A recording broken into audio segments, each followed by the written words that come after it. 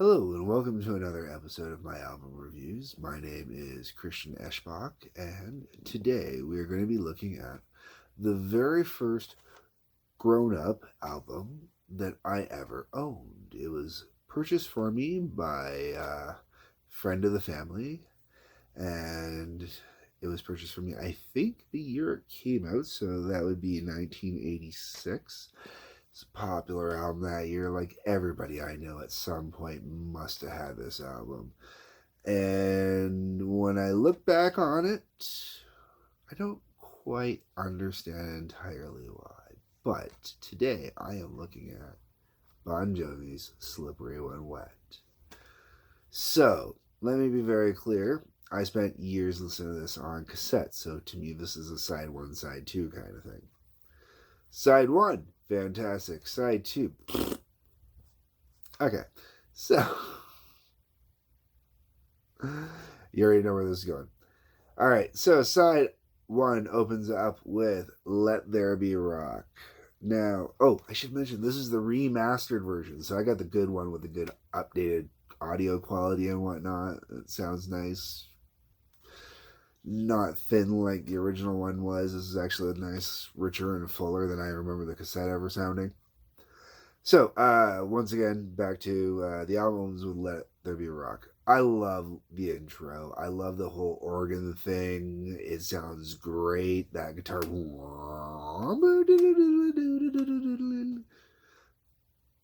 Wonderful intro. It's a great way to start off an album, and just it fires up into a good song, a really good tune that really is a way to get everything started, even in like a concert environment. Like it's a good arena rock opener. It's a fantastic tune.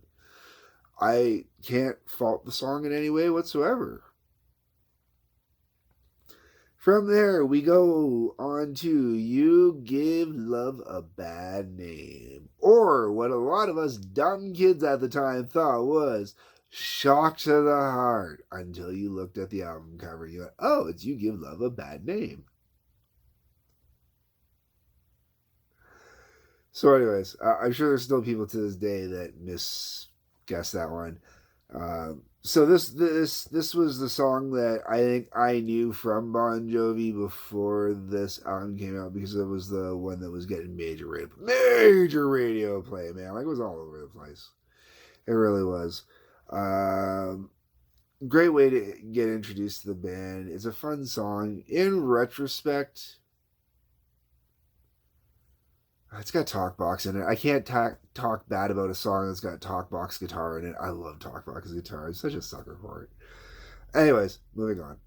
Uh, then we go into the song that Bon Jovi is probably best known for, Living on a Prayer.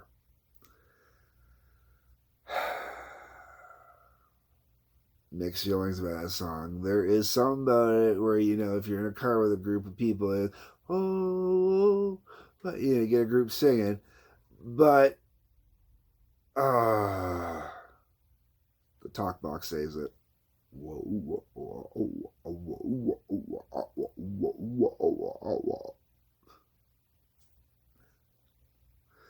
Um, but I understand why a lot of people like it. I understand kind of why they like the story, but isn't it the cliche? The guy wants to be a guitarist and musician. He's got to hawk it for some chick. Oh, like the hell? No, no. Anyways, from there we go on to Social Disease. Now, 1986, I would have been around 8 years old when I got this album, 7, 8 years old.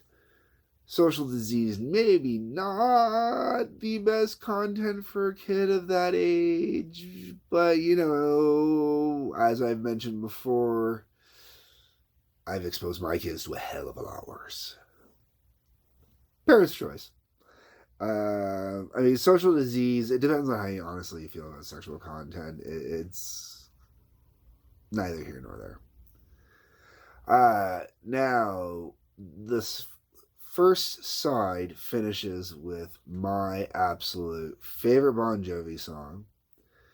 I don't think Bon Jovi ever wrote a song this good again. I don't think they ever will.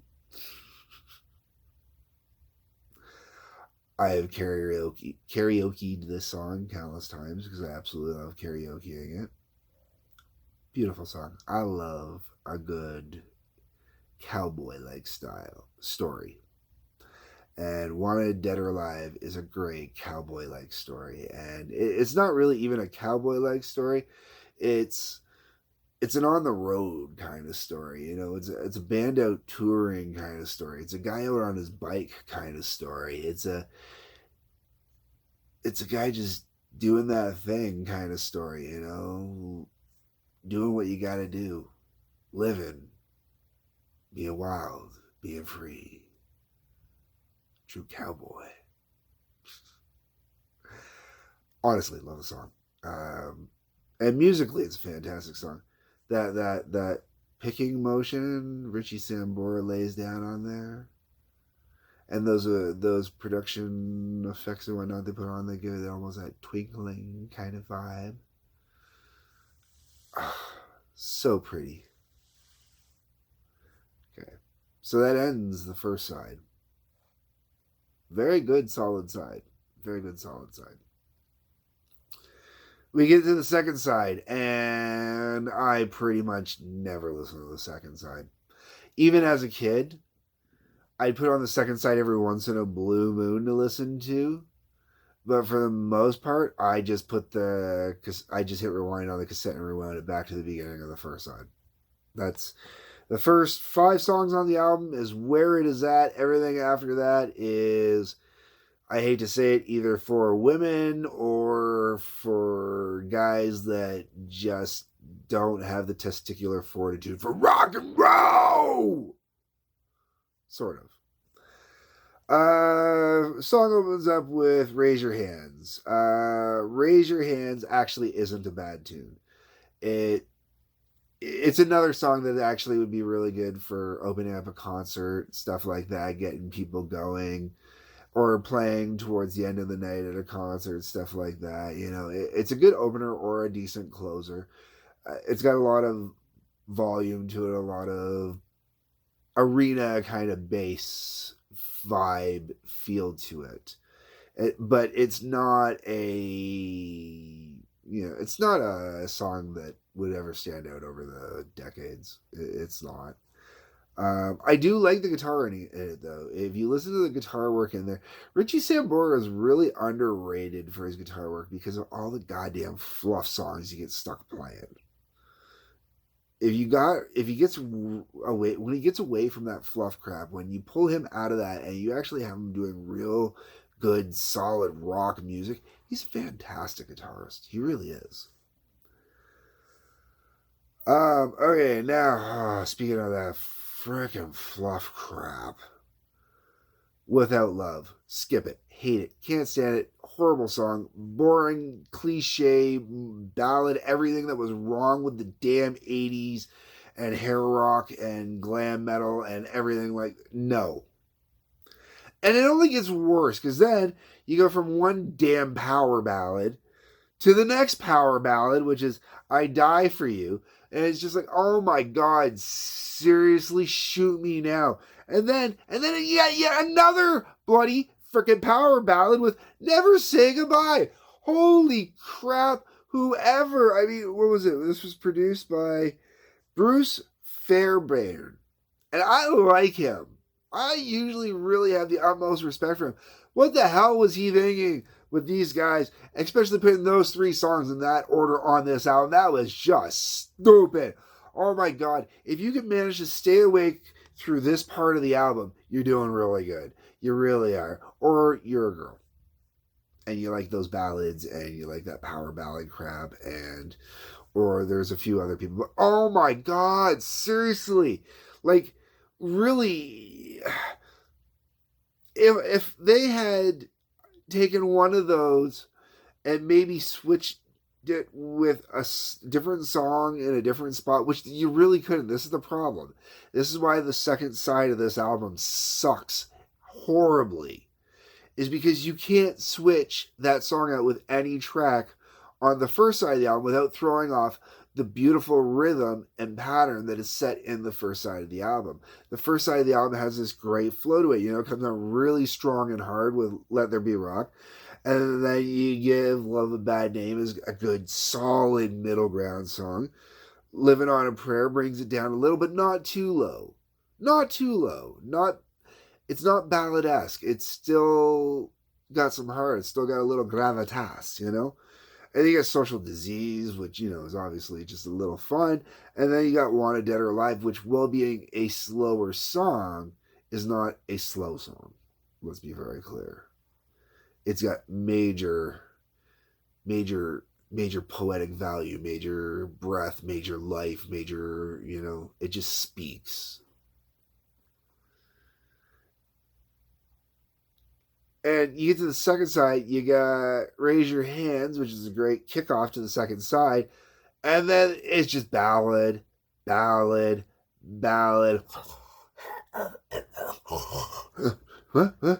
Yeah. And then finally Wild in the Streets kicks in. And Wild in the Streets is a good way to finish off the album after all these frickin' ballads. But, no. Nope. Oh my God. Realistically, honestly, totally, if I were to redo this album in this day and age, I mean, the ballads, if you like ballads, Without You, I'd Die for You, and Never Say Goodbye. If you like ballads, they are good, solid, strong ballads. But not 3 on 1 album back to back to back. It destroys all credibility on the album. One of those should have been held back for another album. They should have found another song to put in there. They should have worked on another song. They should have taken 5 minutes to bang out a Paranoid, or to bang out one of those legendary songs that a band bangs out in 5 seconds. They need one more song for the album. They should have done it. They should have. Because Wild in the Streets doesn't save the album at the end. I'm not a fan of Wild in the Streets. Realistically, if I were to do this album differently, what I would do is I would take the 2 sides, I would flip them almost. You could still start off with Let There Be Rock, but I'd have it go from Let There Be Rock to one of the ballads. It doesn't matter which one. Leave Never Say Goodbye for the end, towards the end. Even, you know what? Never Say Goodbye. Even if they had switched Wild in the Streets and Never Say Goodbye. Never Say Goodbye actually could have been a really solid album closer. Just based on the fact that, songs never say goodbye, blah, blah, blah, blah, blah. But it would have been a solid, beautiful, pretty album closer that way. And I would have been cool with that. It's the song order that kills us. So let's see. I would have done it. If I did it my way, it would have been Let There Be Rock, You Give Love a Bad Name, I Die for You, Social Disease, Without Love,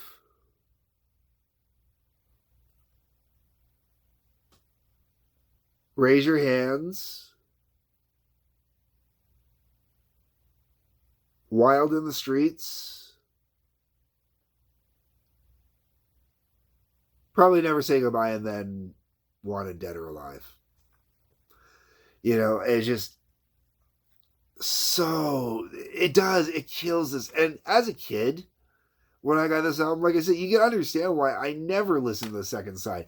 What young boy wants to listen to a crap load of ballads jammed together? No one does. Even Living on a Prayer kind of slowed down too much for me when I got this album as a kid and whatnot.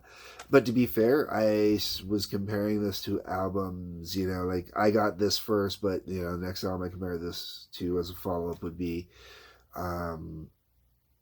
Alice Cooper's Raise Your Fist and Yell I had gotten at that time, so I had that as a regular album. I actually had a record player with a few select vinyl I was allowed to listen to that had a mix of songs, so I would listen to those. I also had, believe it or not, I had the soundtrack to Fame. Go figure. my mom was trying to introduce me to some other music besides just rock because she didn't like how much I was loving Dad's rock in the car. So she wanted me to have a little more music with her. But, like this first side, great album. Second side sucks. Can't say it enough. Anyways, you've heard it all. You've heard what I have to say. I'll say leave me your comments. Feel free to rip me a new one if you like. That's okay. I don't mind. If you disagree. Or feel free to say, hey, I like your track listing. That is way cool and I want that. So, until next time, peace, love, take care of yourselves, and hit the subscribe button to get notifications when a new video comes out. Till next time.